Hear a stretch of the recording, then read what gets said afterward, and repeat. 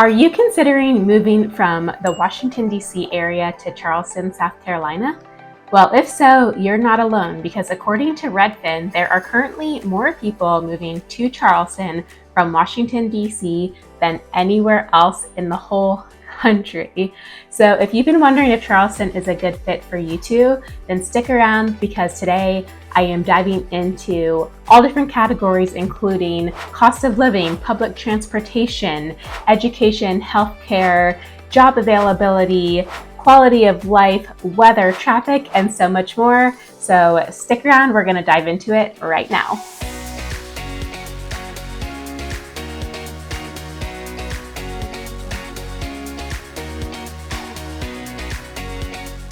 If this is your first time to the channel and you want to know everything there is to know about Charleston, South Carolina, then please go ahead and subscribe and hit the bell for notifications so you can be the first thing to know about all things Charleston. I'm Sarah, I'm with eXp Realty, and I get calls, emails, and texts every day from people just like you who are looking for help with making their smooth move to Charleston. So if I can be of any assistance to you at all, please don't hesitate to reach out, whether you're moving in 9 days or 90 days. Okay, so I'm actually from the DC area. I was born and raised in Fairfax, Virginia, but other than a short stint of living back in Fairfax after college, I really haven't lived up there since high school, which was just about 20 years ago now. So in order to help me do research for this video, I thought, what better way than to crowdsource this information? So I went over to Facebook and I posted on my own personal feed, as well as in some Facebook groups here that are all about Charleston. And I posed the question that was two-sided. One was, what did you wish you knew about Charleston before moving here that you now know? Or what information would be helpful for you to have known in advance when making this decision?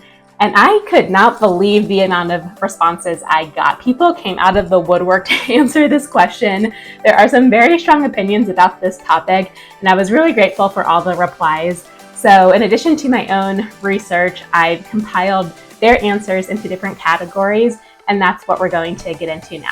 I also just want to say that when I say the DC area, for those of us that are from there, we know that that includes Northern Virginia, Southern Maryland, and Washington, D.C. So I'm really talking about the whole sprawl of DC. Now, of course, your experience could vary widely depending on what particular suburb you live in, because it's such a big area. There's so many different neighborhoods and so much diversity that there's only so much we can get into in this video. I'm really going to be talking in broader strokes and more generalizations that you'll just have to apply to your specific situation. And a lot of the data that I was looking at did specifically look at Washington, D.C., which is of course not representative of Virginia and Maryland, but still, I think we got some really good information for you here that is still going to be very helpful. So thing to consider, number one, is traffic. Now, everyone, no matter where you live, loves to complain about traffic. And I will say that while traffic is pretty bad here in Charleston, it is definitely worse in DC. There's just so many more people up in that area that, of course, more cars on the road equals worse traffic. I mean, it's one of the worst in the entire country for traffic, and those of us that have lived there know that firsthand. From what I hear, they're still doing construction on roads like 66 and 495, and it's just really never ending, which the plus side is they have the funds to keep up with the growth, and they're continually to try to grow and improve the roads. Versus here in Charleston, so many people have moved here in recent years, but the roads have not kept up with the influx of people. So we really have a challenge in Charleston with the infrastructure. So relative to the number of people and the amount of land here, traffic is still fairly bad. Now, of course, this is really going to depend on where you live, because if you have a commute that is 45 minutes in the DC area, 45 minutes in the Charleston area, then it's really just, you're comparing apples to apples. But when you make the move, it just really depends on what kind of job you have. Can you work from home? How important is time in the car to you? I know a lot of people in the Facebook post replied and said that they saved so much time in the commute when they came to Charleston. On bestplaces.net, which is a website that compiles data, It says the average commute time is 8 minutes less in Charleston than DC, which isn't huge, but it is something. Now, again, that's just for DC specifically. But this is just really going to vary greatly. I know in Charleston, for example, some people commute from Somerville, which is up north from the downtown part of Charleston. Maybe they go to Mount Pleasant, another suburb, and that can easily be an hour in the car one way. So just keep in mind wherever you're moving that if that's important to you, then you're going to want to try to live as close to work as possible, because the roads do get pretty bad here at rush hour. Now, on that next note, let's talk about cars and transportation as the second point. So in Charleston, you really need a car to get around. Unless you're living and working downtown, which has a high walkability score. It actually scores 99 out of 100 in terms of walkability, then you are really going to need a car. We do have some buses, but it's not nearly as robust as what you're used to in the DC area. When I lived in DC, I really loved the Metro. It came all the way out to Fairfax where I lived, which I really appreciated. And overall, I thought it was super easy to navigate and enjoyed taking the Metro. We don't have anything like that in Charleston. However, they have finally got funding for a public transportation system that is going to start construction in 2026, and the estimated completion date is 2029. This is South Carolina's first mass transit system, and they have a budget of $625 million. It's 22 miles of mostly a dedicated median lane for a modern electric bus to move people between up in Ladson, which is in North Charleston by the Exchange Park, onto the Charleston downtown peninsula right near the medical district. So this is actually going to be one of the longest rapid transportation systems in the nation. So once this gets complete, hopefully that will help some, but that's still quite a bit of ways away, and I don't know how much it's really gonna alleviate traffic. Only time can tell on that. So if you are moving to Charleston, you really do need a car. A couple differences as far as cars go is I remember in Virginia we had to do annual inspections. I don't believe they have that in DC or Maryland, but here in South Carolina we also don't have to deal with that, which is really nice.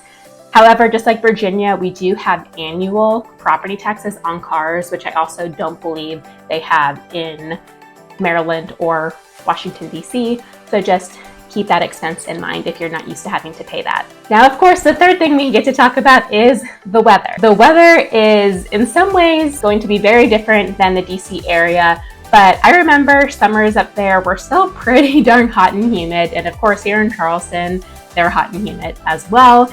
But the season just lasts a lot longer, and we have a lot of days that can be around the upper 90s, 100 degrees. With the heat index, it can be over 100 degrees. So it does get really darn hot here for a good 3-4 months of the year. Now on the plus side, we have very mild winters. It snows maybe once every 10 years. So if you don't like snow, then this is going to be a good place for you, because you almost never have to worry about that. And when you do, it'll probably shut down the city for 1 or 2 days, and it'll be a really cool novelty thing. Now, hurricanes could also hit the DC area. I remember when I was a senior in high school, we had a hurricane, if I'm not mistaken, I think it was Katrina, that came through, and we got out of school for a week. Now, I know that's not as common. They still do go up there, but by the time they hit that area, it's usually the storm category has downgraded, so it's not as intense. But of course, here in Charleston, we are right on the coast. We are in the low country, below sea level in a lot of places. So we are just more prone to hurricanes than up in DC. So the good news about hurricanes is that you know in advance that they're coming, so at least you can get out of Dodge and put down some sandbags and board up your windows if it's really going to be a bad hurricane. So you can prepare, but it is something to keep in mind. And the flooding in Charleston is also really bad, and there hasn't been a ton that the governments are doing to address that, unfortunately, but I do hope that that's going to change in the future. Now, as a side note, with the warm weather also comes more bugs. So there are more mosquitoes down here, especially because we have so much water, as well as palmetto bugs. And if you don't know what palmetto bugs are, then you are really lucky, because I think they are the most disgusting thing in the entire world. They're basically just a roach, but they can be really enormous and they can fly, and I just think that they're really terrifying, and they are everywhere here. It doesn't matter how clean your house is, they get in every little crevice, and unfortunately it's just something that you're gonna have to get used to dealing with sometimes. In point number 4, we're going to address the cost of living. So this was a debated topic in the Facebook threads. I think it's all relative, because expenses and income vary so much from person to person, depending on your job and where you live, and just so many factors. So I think this is something you're going to have to do a deeper dive into depending on your unique situation. But overall, Charleston used to be a cheaper place to live, and people did come down here in the hopes of saving money, thinking that it would be more affordable. However, in recent years, Charleston has really caught up to rival the prices of DC, Maryland, and Virginia. And again, that's going to vary a lot, but overall, if you come down here thinking that you're going to save a bunch of money on housing, for example, you're probably not going to in most situations. According to bestplaces.net, Charleston housing costs are 23.5% less expensive than DC housing, but again, that's just DC specifically, which we know is super expensive. So the numbers they provided were $645,000 for a home versus $493,000 in Charleston. Both locations have really strong real estate market at the time of this recording, but as far as income goes, which is moving on to point number 4, which is jobs and wages, the salaries, typically speaking, in the DC area are much higher than the salaries in South Carolina and in Charleston. Again, according to bestplaces.net, the DC salaries are about 39% higher than Charleston, which is a huge number. The median income in DC is $69,000 versus Charleston is $53,000. There's also a greater abundance of jobs in the DC area. Now, Charleston still does have a very healthy job market, and there's huge diversity as far as jobs here. But when compared with DC, which is one of the most diverse markets in the whole country, you really can't compare it to DC. Now, according to salary.com, employers in Washington, DC pay 17.2% higher wages compared to Charleston, but that doesn't outweigh the higher cost of living that I mentioned earlier at about 38%. So if you were just to take those numbers, then it would be cheaper in Charleston. But again, this varies widely depending on industry and the cost of expenses. One thing I forgot to mention too in the cost of living section is things like insurance. So it's likely that your insurance is going to be higher in South Carolina due to hurricanes and flooding, which I mentioned earlier. A lot of carriers have pulled out of South Carolina in the last couple of years, and so people's homeowners insurance has skyrocketed. You're also going to need flood insurance with about half of the homes here in Charleston if you're getting a mortgage on your house. So that's just something else to keep in mind that you might not have in the DC area as far as expenses. Now back to wages. Minimum wage varies hugely as well. So in Charleston, we actually are one of the states here in South Carolina that doesn't have its own set minimum wage standard. So we default to the federal number, which right now is $7.25, which is just crazy low, versus DC is $17 an hour. Virginia is $12, and Maryland, starting in 2024, is going to be $14. At the time of this recording, it's $13.25. So that is a huge difference. I mean, that's almost double the minimum wage up in that area versus here in South Carolina. So again, that has a big part to do with some of the discrepancy in overall incomes and salaries here. The next thing I want to touch on is diversity and overall culture. So DC is the epitome of diversity. It's the capital of our nation after all. You have all of the embassies there and people from literally all over the world.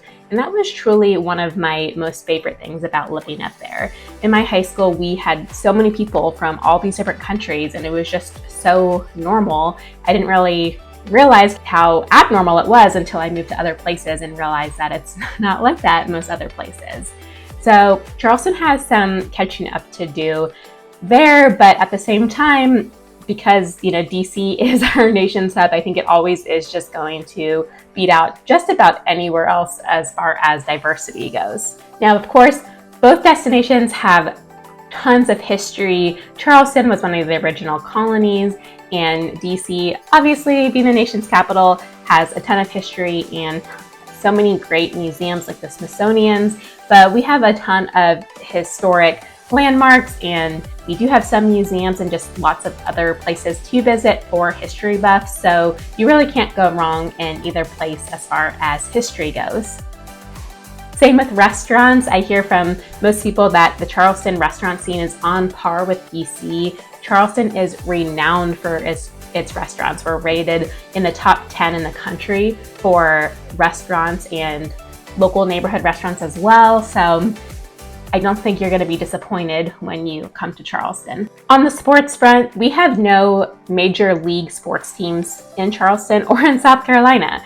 You need to go to North Carolina to get teams like the Panthers in the NFL. We do have minor league baseball, the River Dogs, as well as minor league hockey with the Stingrays, and those games are a lot of fun. But if you love going to the Nationals for baseball or the Capitals for hockey, or to see the Commanders, is that their new name? I think so, with whatever they changed it to from the Redskins, that's how I remember them. If you love professional sports, then you're not going to have that here in Charleston. I also want to touch on grocery stores. We do have a variety here. We have Harris Teeter, we have Publix and Lowe's, which I believe are more southern grocery stores. I don't think you have those up your way. We do have some of the discount shops like Aldi and Trader Joe's, which I love. We also do have a couple of Whole Foods here. We have Costco. What we don't have, and two people mentioned this, so I wanted to make sure I threw it in because it was a good point if you're into grocery shopping, which is that we do not have a Wegmans here in Charleston. I keep hoping that we're going to get one. As a side note, Wegmans is actually from Rochester, New York. That's where their first store was. And my mom is from Rochester, New York. So she has always loved Wegmans well before they ever came to Virginia. So you better believe that when Wegmans first opened in Dulles, we were there, the first week, just so excited to check out the sandwich shop and all of the hot food bars and all the amazing things that Wegmans has to offer. So hopefully they'll build one down here in Charleston, but as of right now, no Wegmans. The next point I want to briefly touch on is quality of life. A lot of people in the comments on the Facebook post said that their quality of life had improved since moving to Charleston, and I personally would agree with that. Now, please don't take judgment about what I'm about to say, but my personal experience from living in the DC metro area is that to me, it just had more of a rat race vibe. It felt more competitive and just more stressful overall, generally speaking. It doesn't mean that people are bad. It doesn't mean anything like that. That was just my experience. I often felt just a higher level of stress living up there. And now here in Charleston, generally, I think that it is a lot more laid back. The pace of life, even though it's not like some small, slow southern town or anything, but it does have just this more casual feel to it most places that you go. Of course, we're right by the beach, so I also personally love that. It's one of the reasons I moved here, and I think there's just something very calming and soothing about being by the water, at least for me. But of course, a lot of people say that they come here so that they can go relax on the beach and take a walk and put their feet in the sand and breathe the salt air or take a kayak out on the water. So I think with all of the outdoorsy activities here, it also really just helps with stress management and generally helps you feel like you're just enjoying life a little bit more. And again, if you can have a shorter commute and less traffic, and just not have to deal with some of the stressors that you may have to deal with in the DC area, then moving to Charleston could be a really great fit for you as well for quality of life. Next thing I want to mention is politics. So DC, Virginia, and Maryland are all mostly blue states overall, whereas Charleston is a mostly red state overall. So if politics are super important for you, then that's something you may want to consider. Now, of course, this can be hyper-local. So for example, Charleston County in the last presidential election did vote 55% for the Democratic candidate, Joe Biden. So there are going to be certain counties or cities or local places, districts that do vote more blue, but overall, South Carolina is a very red state. Charleston's more metropolitan, so you are going to have a lot more, blue and red mixing all together. I don't want to get too political in this video. I just wanted to mention it as something to consider if that's really high up in your priority list. A couple more points here, and I'm going to go through these super quick. One is education. So overall, the DC, Virginia, Maryland area is more well-resourced when it comes to education. This is going to vary greatly, of course, in the different counties, but when I was growing up in Fairfax County, it was consistently ranked in the top 10 counties of all the counties in the entire country, which is obviously huge. I don't know if it's still ranked quite that high, but point being that you have some really well-ranked counties up in the DC area. Now in DC specifically, I know that may not be the case compared to Virginia and Maryland. And here in South Carolina, our schools are consistently ranked in the lower quadrant of all of the 50 states.